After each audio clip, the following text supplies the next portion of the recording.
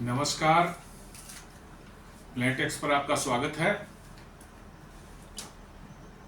हमेशा की तरह आपसे निवेदन है, प्लेनेटेक्स को सब्सक्राइब करें, हमारे वीडियोस को लाइक करें, फ्रेंड्स एंड फैमिली का जरूर शेयर करें और बेल आइकन दबाना बिल्कुल नहीं भूलें। दोस्तों, आज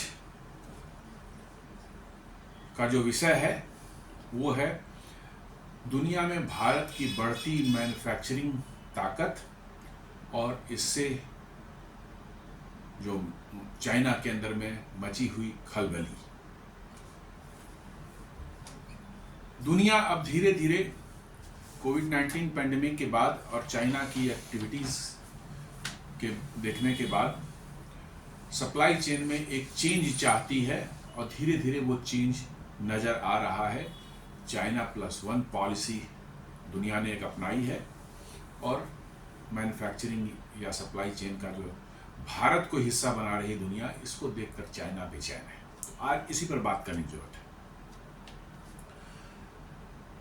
India attracts global supply chain as manufacturing investment tensions with China are mounting.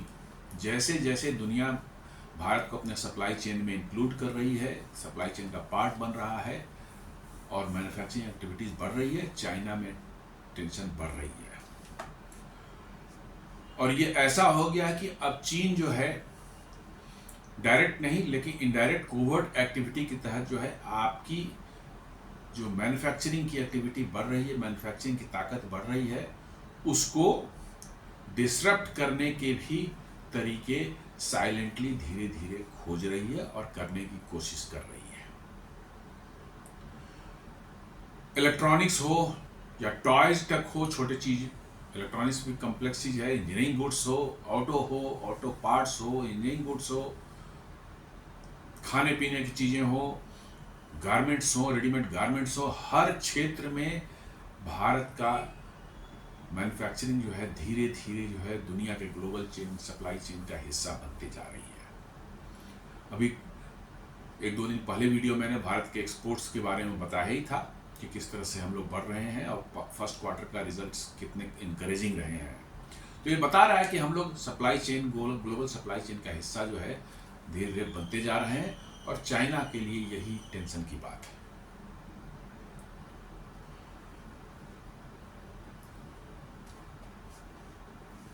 और ये जो है हो रहा है ऐसे नहीं हो। At the same time Indian authorities are and industry insiders report signs of economic pushbacks from Beijing. सरकार की तरफ से भी दिखा इसको समझ में आ रही है और इंडस्ट्रीज भी बता रही कि कैसे चाइना आपको पुशबैक करने की, आपके चीज़ों को डिसरप्ट करने की कोशिश कर रहा है।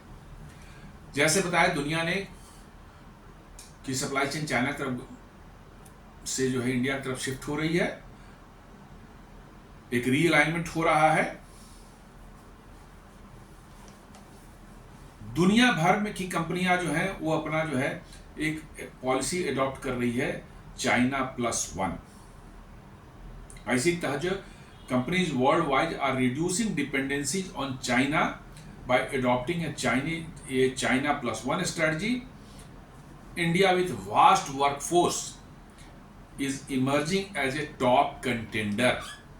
यदि चाइना +1 आप दुनिया सोच रही है तो आपको वैसा एक प्लेयर भी होना चाहिए जो कि आपको चाइना को रिप्लेस नहीं भी करे तो चाइना के बराबर खड़ा होकर के आपको एक अनदर अल्टरनेट सप्लाई चेन दे सके। उसके लिए भारत ही एक उपयुक्त देश है, क्योंकि आपका ह्यूज जो है वर्कफोर्स, टेक्निकल मैनफोर्स जो है वो दुनिया में और कहीं नहीं है।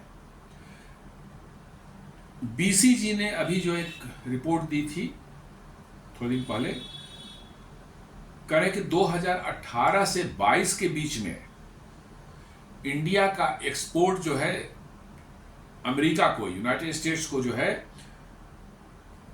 इंक्रीज किया। कितना? $23 बिलियन तक चला गया। कितने? 5 साल, 18 से 22 के बीच में ये जंप था +44%, 44% का ग्रोथ 5 साल में। और इसी पीरियड में चाइना का जो एक्सपोर्ट था यूनाइटेड स्टेट्स को, वो 10% नीचे गिरा है। जी, आपने बिल्कुल सही सुना, ये 10% नीचे गिरा है, जबकि हम 44% ऊपर गए हैं। तो निश्चित रूप से चाइना को टेंशन तो होना ही होना है। और इसके लिए क्या क्या भारत में हो रहे हैं। भारत में जो है पीएलआई स्कीम एक बहुत ही ज़बरदस्त एक पॉलिसी भारत सरकार द्वारा कुछ साल पहले जो है चालू की गई। इसको बोलते हैं प्रोडक्टिविटी लिंक्ड इंसेंटिव। मतलब कि आप ज़्यादा प्रोडक्शन करेंगे तो आपको सरकार कुछ इंसेंटिव दे दी, सब्सिडी के फॉर्म में जो है। तो engine behind this momentum India's PLI program, जो कि $2 बिलियन से $10 बिलियन तक का है। 14 इंडस्ट्रीज ऐसे सेक्टर्स जो है, 14 सेक्टर्स को सिलेक्ट किए गए हैं, जिसमें भी किसी में 2 बिलियन का इंसेंटिव है, किसी में 5 बिलियन का इंसेंटिव है, किसी में 10 बिलियन का इंसेंटिव है। इस तरह से 14 डिफरेंट सेक्टर्स, उसमें आपके जो है इलेक्ट्रॉनिक्स है, आपको जो है active pharmaceutical incentive ingredients APIs बनाने के लिए है, आपको टॉयज़ के लिए है, आपको मतलब कि जो है और भी बहुत सी चीज़ें आती है, पीसीज एंड लैपटॉप्स बनाने के लिए इंसेंटिव है, मोबाइल फ़ोन बनाने के लिए इंसेंटिव है। हर क्षेत्र में करीब करीब जितने भी इंपॉर्टेंट क्षेत्र हैं उन सबों में इंसेंटिव दी गई है। और इस इंसेंटिव के कारण ही जो है आप आज दुनिया में जो है, जो आप नेट इंपोर्टर थे टॉयज़ के, आज आप टॉयज़ के जो है नेट एक्सपोर्टर हो गए। उसी तरह इलेक्ट्रॉनिक्स में तो ज़बरदस्त उछाल आया है आपके एक्सपोर्ट में, और ये चाइना के टेंशन का बहुत बड़ा कारण है। इससे जो है ग्लोबल मैन्युफैक्चरर्स जो है यहाँ अट्रैक्ट हुए हैं आपके यहाँ, और जो मेजर बेनिफिशियरीज जो इसमें हुए हैं खासकर इलेक्ट्रॉनिक्स में जो है, इसमें आसूस एक कंपनी है, ताइवान कंपनी है, वो बहुत बड़ा उसको इस इंसेंटिव से फ़ायदा हुआ है। हेवलेट पैकार्ड एंड डिक्सन जो है, इनको फ़ायदा हुआ है।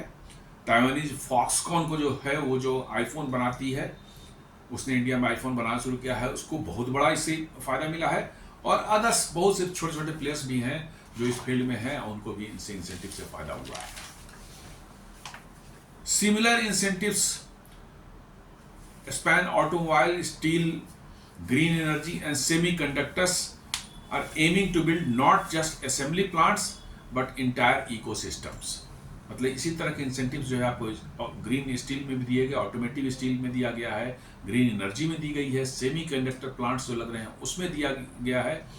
इनको कहा गया है कि भाई आप सिर्फ असेंबली बाहर से कंपोनेंट्स मंगा नहीं करना है, बट रादर कंपोनेंट्स बनाने की यहाँ व्यवस्था करें आप। मतलब कंप्लीट एक इकोसिस्टम आपका बन जाए कि आप कोई बना रहे हैं प्रोडक्ट, तो उसके छोटे छोटे कंपोनेंट्स बनाने वाले भी आपकी इर्द गिर्द ही, आपके अगल बगल में ही, आसपास में हो, देश के अंदर में, आपको इंपोर्ट ना करना पड़े। ये कोशिश की जा रही है।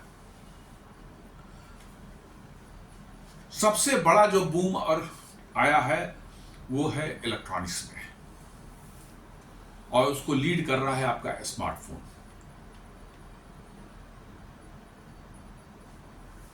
आपको जानकर आश्चर्य होगा कि आज के दिन में भारत जो है दुनिया में second largest smartphone manufacturing country बन गया है आफ्टर चाइना। और आपने जो है 22-23 का डेटा है, बता रहा है कि $33 बिलियन का आपने जो है स्मार्टफोन 22-23 में किया था। अभी तो बढ़कर के जो है बहुत ज्यादा हो चुका है। सिर्फ आईफोन ने ही जो है, पिछले साल की मैं बात कर रहा हूं, 24-25 की बात कर रहा हूं, 1,50,000 करोड़ का जो है आईफोन यहां से एक्सपोर्ट हुआ था।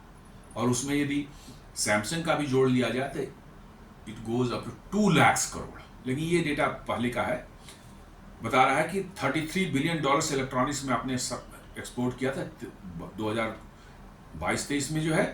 इसको कंपेयर करें 2018-19 से जो है, तो इट वाज 8.4 बिलियन।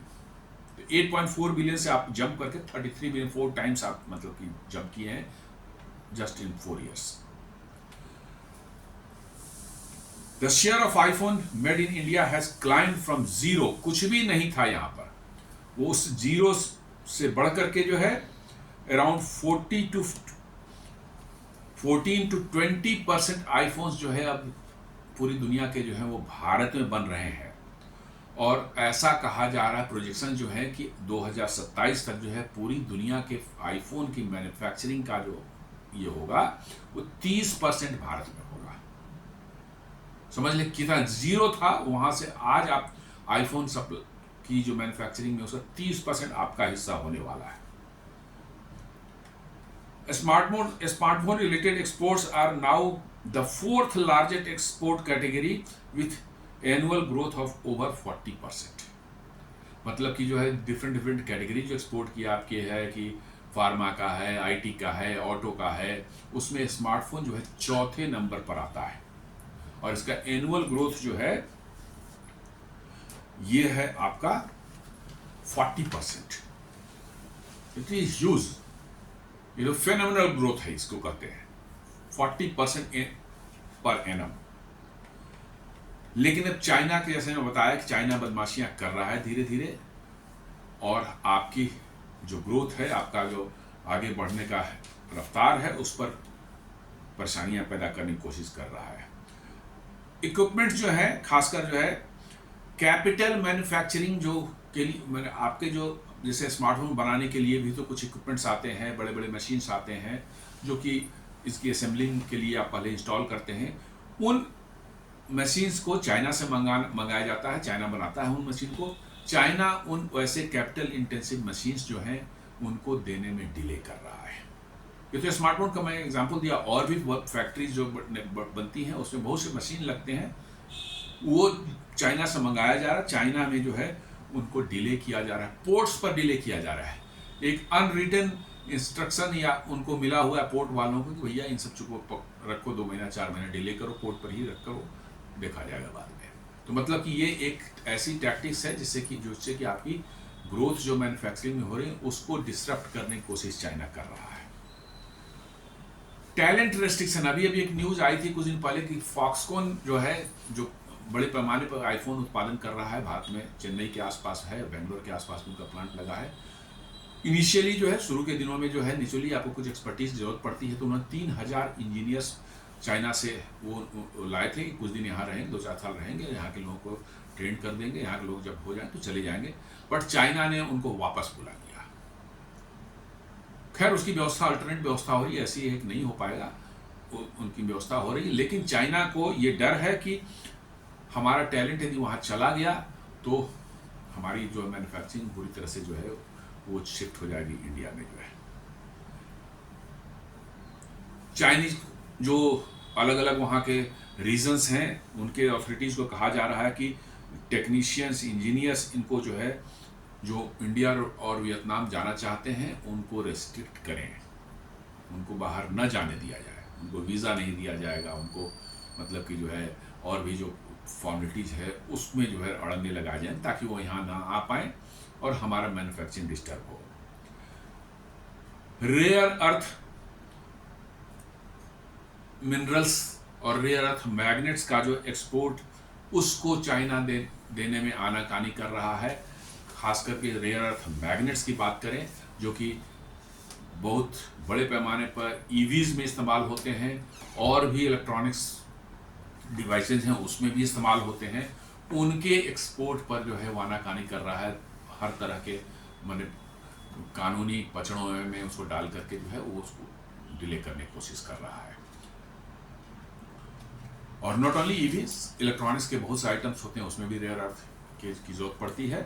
तो चाइना उसको जो है किसी तरह से, चूंकि आज रेयर अर्थ पर चाइना का 90% कंट्रोल है, लेकिन खैर इसकी व्यवस्था भी हो रही है अपने देश में, थोड़ा वक्त लगेगा, बट हम लोग रेयर अर्थ में शायद अगले आने वाले कुछ वर्षों में जो है आत्मनिर्भर हो जाएं। जैसा मैंने अभी वीडियो किया था 2 दिन पहले कि कैसे राजस्थान के बालोतरा जिले में जो है 50 लाख टन यानी 5 मिलियन टन का रेयर अर्थ का जो है डिपॉजिट्स मिले हैं, उनको उनके ऑक्शन की व्यवस्था की जा रही है। ऑक्शन हो जाएगा तो उनकी कोई कंपनी उसे प्रोसेसिंग शुरू कर देगी, then our dependency of China will be over.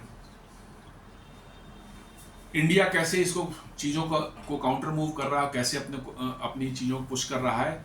जैसे मैंने बताया PLI ऑलरेडी हम लोग दे रहे हैं, सभी बड़े बड़े सेक्टर्स में जो है, ताकि मतलब कि मैन्युफैक्चरर्स जो है दुनिया भर के मैन्युफैक्चरर्स अट्रैक्ट हों, यहाँ पर आएँ, इन्वेस्टमेंट लाएँ, यहाँ अपना प्लांट बनाएं, यहाँ मैन्युफैक्चरिंग करें। साथ साथ जो टैरिफ रिलीफ भी दे रहे हैं, आप कुछ बना रहे हैं भारत में तो कुछ की कंपोनेंट्स आपको इंपोर्ट करने पड़ते हैं बाहर से। अभी नहीं बना है, बनने में थोड़ा सा वक्त लगेगा कि कंपोनेंट्स भी यहीं पर बने वो, लेकिन स्टार्टिंग में कुछ की कंपोनेंट्स आपको इंपोर्ट करने पड़ते हैं, तो उसके लिए उनको ड्यूटी फ्री कर दिया गया है कि भाई आप लाइए। मान लीजिए कि आप बना रहे हैं, उसमें से 100 प्रोडक्ट्स कंपोनेंट्स लग रहे हैं, मान ले 20 कंपोनेंट्स आपको मंगाने पड़ रहे हैं, 80 कंपोनेंट्स आपके देश में बन रहे हैं, 20 कंपोनेंट्स आप ड्यूटी फ्री मंगाइए और बना करके जो है उसको रेडी कीजिए, एक्सपोर्ट कीजिए यहाँ से। इंफ्रास्ट्रक्चर प्रोजेक्ट्स जो हैं बड़े पैमाने पर भारत में किए जा रहे हैं, जैसे डेडिकेटेड फ्रेट कॉरिडोर, इस पर मैंने एक वीडियो किया 2 हफ्ते पहले, 3 हफ्ते पहले शायद। डेडिकेटेड फ्रेट कॉरिडोर, कैसे dedicated freight corridor logistic cost को कम करेंगे।